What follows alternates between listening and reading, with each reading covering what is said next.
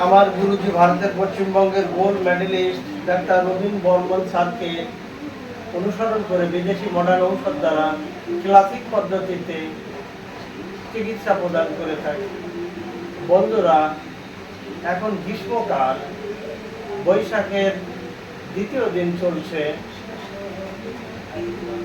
আজ প্রচন্ড তাপদাহ, ঘরের বাইরে যাওয়া যাচ্ছে না, মাঠঘাট ফেটে চৌচির হয়ে গেছে, বড় বড় জলাশয়গুলি শুকায় গেছে, নদীগুলো হাঁটু জলে পরিণত হয়েছে, চতুর্দিকে সূর্যের তাপে বৃক্ষগুলি উস্কায়ে আছে, তৃণভূমির ঘাস শুষ্ক হয়ে গেছে।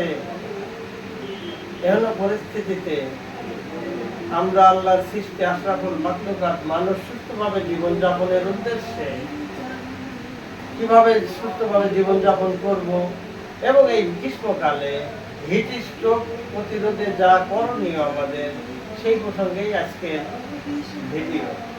এই মুহূর্তে যারা দেশ ও দেশের বাইরে থেকে আমার ভিডিওটি দেখছেন, সবাইকে সুস্বাস্থ্য হোমিও চ্যানেলের পক্ষ থেকে অসংখ্য ধন্যবাদ।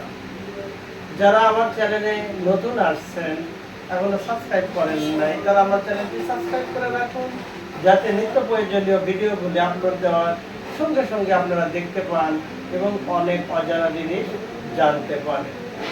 তাহলে চলুন বন্ধুরা, আজকের আলোচ্য বিষয় হিট স্ট্রোক প্রতিরোধে যা যা করণীয়, হিট স্ট্রোক থেকে বাঁচতে হলে আমাদের কোন পথ অবলম্বন করতে হবে, সেই প্রসঙ্গে আজকের আলোচনা। এই গরমে সবচেয়ে বেশি ঝুঁকিতে আছে শিশুরা, বয়স্ক, প্রতিবন্ধী, শ্রমজীবী, অতিরিক্ত ওজন যাদের এবং হাইপারটেনশন যাদের, ব্লাড প্রেশার অতিরিক্ত, তারা অতিরিক্ত ঝুঁকিতে আছে।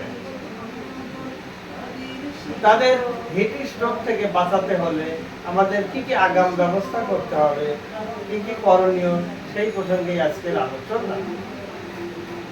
হিট স্ট্রোক থেকে বাঁচতে হলে আমাদের সচেতন হতে হবে। স্ট্রোক প্রতিরোধে যা যা করণীয়, সেই প্রসঙ্গে আমরা জানবো। তদ অনুযায়ী কাজ করে আমরা হিট স্ট্রোকের হাত থেকে রক্ষা পাবো। হিট স্ট্রোকের থেকে বাঁচতে হলে কিছু করণীয় আছে আমাদের। সেগুলি হলো, দিনের বেলায় বেলা 11টা থেকে বিকাল 4টা পর্যন্ত এই তীব্র তাপদাহের সময় ঘর থেকে বের হওয়া থেকে আমরা বিরত থাকবো। নিতান্ত এই কাজ কামের জন্য বেরোতে হবে।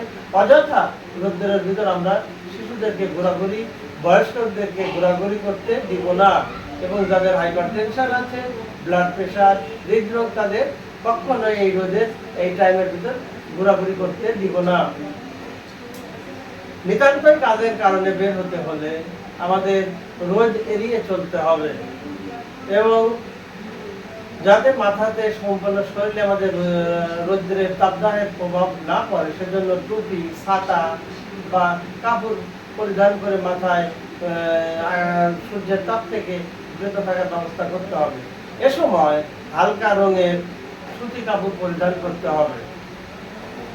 প্রচুর পরিমাণে বিশুদ্ধ পানি পান করতে হবে এবং পানি পানের সময় অতিরিক্ত ঘাম নির্গত হলে আগে একটু বিশ্রাম নিয়ে নিতে হবে।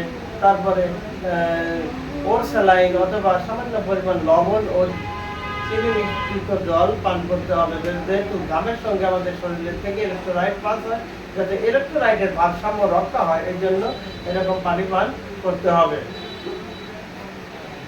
সহজে হজম হয় এইরকম খাবার আমাদের গ্রহণ করতে হবে। গুরুপাক দ্রব্য, ভাজা পোড়া, তৈলাক্ত খাবার থেকে বিরত থাকতে হবে।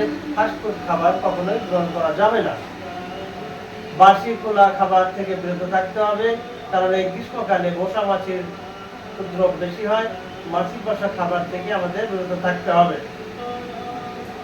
গরমে বেশি ঘামলে পানি পান করতে হবে এবং দিনের বেলায় একটানা যারা পরিশ্রম করে থাকেন রোদ্রের ভিতর, তাদেরও যাতে শরীরের হিট থেকে শরীরকে রক্ষা করা যায় এরকম ব্যবস্থা নিয়ে, প্রোটেকশন নিয়ে কাজ করতে হবে।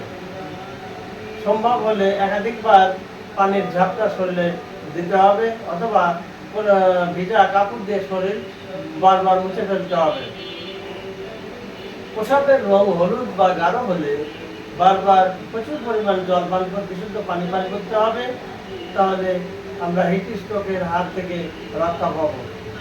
ঘরের অতিরিক্ত গরম ও ভ্যাবসা যাতে না হয় সেদিকে আমাদের দৃষ্টি দিতে হবে।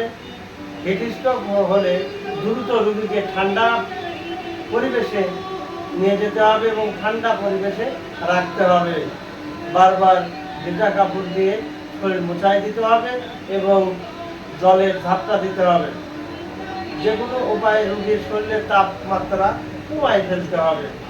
হিট স্ট্রোকে আক্রান্ত ব্যক্তির শরীর বারবার পানি দিয়ে অথবা ভিজা ন্যাকড়া দিয়ে মুছে দিতে হবে। তাহলে অতি দ্রুত রোগী সুস্থতা লাভ করবে।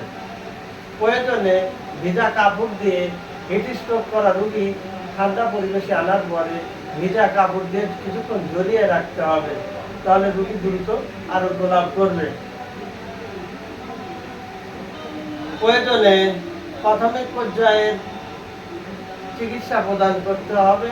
তাহলে রোগী বড় চিকিৎসা হলে রোগীকে ঠান্ডা পরিবেশে আনতে হবে এবং জল ঝাপটা দিতে হবে, ভিজা কাপড় দিয়ে শরীর মোছাই দিতে হবে। গুরুবার খাবার থেকে বিরত থাকতে হবে। তাহলেই আমাদের হিট স্ট্রোকের আগাম ব্যবস্থা নেওয়া হবে। তাই বন্ধুরা, আজকে যে আলোচনা করলাম, হিট স্ট্রোক থেকে আমরা রক্ষা পেতে হলে যে যে পদক্ষেপ নিতে হবে, যে যে ব্যবস্থা আগাম গ্রহণ করতে হবে সেদিকে আমরা দৃষ্টি দেব।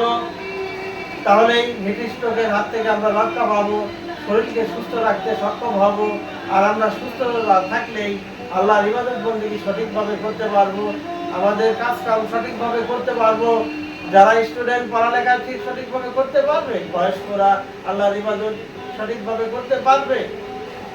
যারা হাইপার টেনশনের রোগী, যাদের ব্লাড প্রেশার, ব্লাড সুগার বেশি, তারাও এই সকল ব্যবস্থা নিলে হিট স্ট্রোকের হাত থেকে নিজেকে রক্ষা করতে পারবে।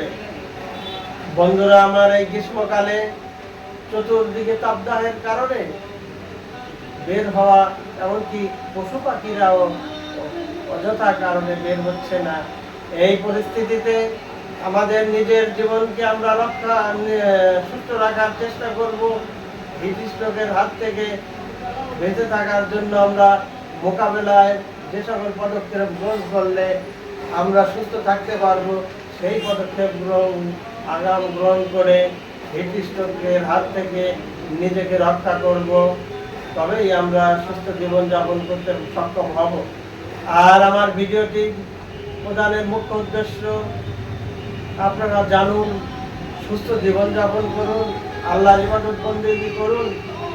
এই লক্ষ্যেই আমার ভিডিওটি আপলোড করা। গ্রাম বাংলার মানুষের সুস্থতাই দেশের উন্নতির প্রধান সোপান। আপনারা সুস্থ থাকুন।